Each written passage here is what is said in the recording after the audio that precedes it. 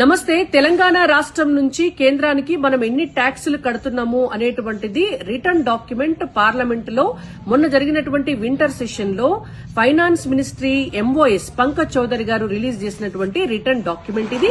దీంతో పాటు కేంద్రం నుంచి మనకెన్ని వస్తున్నాయి అనేటువంటిది కూడా ఈ డాక్యుమెంట్ లో చాలా క్లియర్ గా ఉంది. నేను మీకు క్లారిటీగా ఆ డాక్యుమెంట్ కి సంబంధించినటువంటి వివరాలు నేను మీకు చెప్తాను. ఇప్పుడు మనము తెలంగాణ రాష్ట్రానికి కేంద్రం నుంచి ఏమేమి వచ్చినాయి అనేటువంటిది 2019-20 నుంచి 2024-25 సంవత్సరాల వరకు, అంటే 6 ఆర్థిక సంవత్సరాలకు సంబంధించినటువంటి డీటెయిల్స్ ఇవి.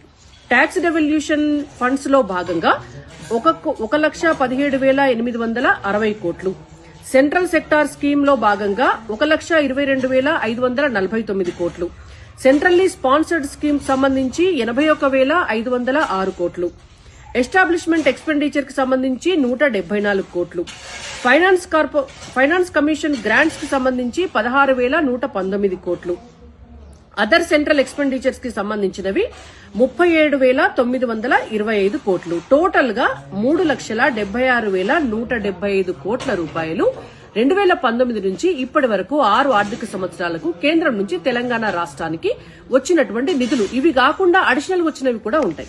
అయితే మనం కట్టినటువంటి పైసలు ఎన్ని అంటే 2019 నుంచి 2019-20 సంవత్సరంలో డైరెక్ట్ ట్యాక్సులు, అలాగే ఐజీఎస్టీ, అలాగే సెంట్రల్ జీఎస్టీ సిజీఎస్టీ, ఈ 3 కలుపుకొని 2019-20కి 34,388 కోట్లు, 2020-21కి సంబంధించి 35,243 కోట్లు, 2021-22కి 51,353 కోట్లు, 2022-23కి 63,908 కోట్లు, 2023-24కి 1,17,820 కోట్లు, ఈ 2024-25కి 1,33,208 కోట్లు.